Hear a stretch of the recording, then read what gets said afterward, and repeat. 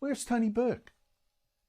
Where is our new immigration minister to say, you're right, it is crazy for this government to be giving visas to supporters of Hamas, to be letting in supporters of the banned Islamist terrorist group that started this war with Israel? It's now Tuesday night, and Burke still has not contradicted the head of ASIO, our top spy body that does security checks on people coming here. The ASIO boss who said on Sunday morning that Hamas supporters are welcome.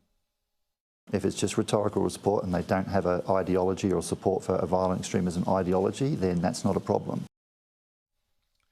Now, today the opposition demanded answers for what's clearly a dangerous and lunatic policy of this Albanese government.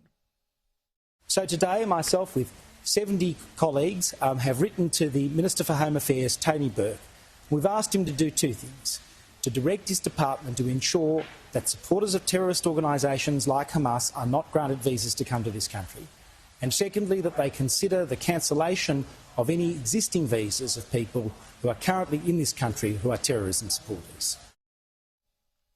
But from Tony Burke, our Minister for Home Affairs, our Minister for Immigration as well, silence.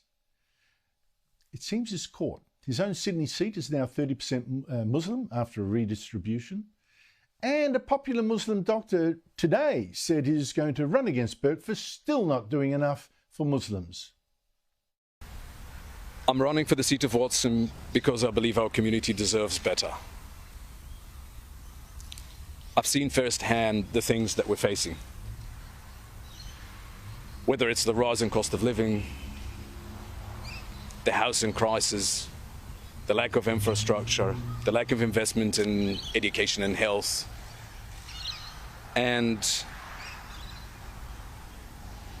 the failure of our government to represent, the failure of our member to represent the values that are being practiced here in the community regarding human rights and what's happening in Gaza. 40,000 people, probably more, have died, have been killed.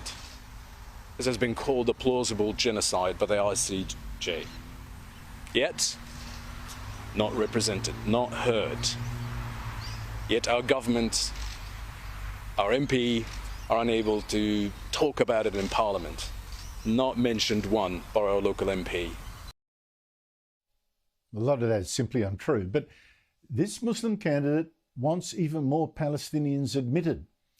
And there's even a protest of refugees and leftists outside Burke's own electorate office demanding they be allowed to stay.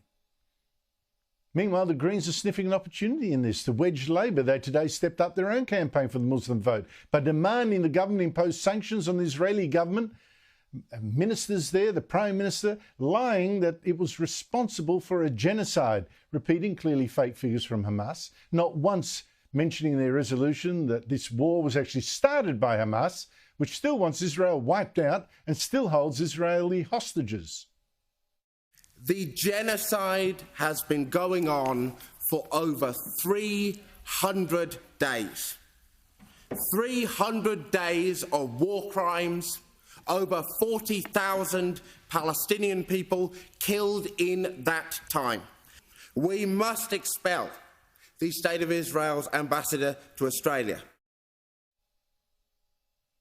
I mean, look at these rancid Greens, backed in Parliament today before Malawi Senator Fatima Payman, a Muslim as well. Look at them voting for this anti-Israel motion. Look at them trying to exploit dangerous religious and ethnic tensions, whipping up hatred of Israel, making Australians less safe, all over a war in the Middle East that we cannot influence.